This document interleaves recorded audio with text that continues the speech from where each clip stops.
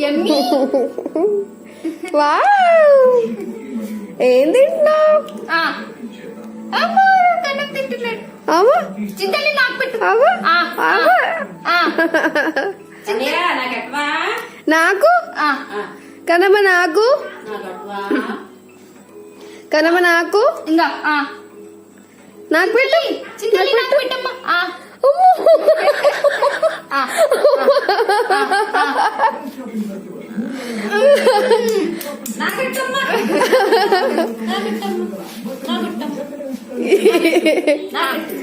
నాకు పెట్టు చింతల్లి.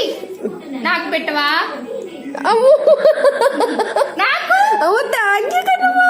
నాకు పెట్టు. Thank you చింతల్లి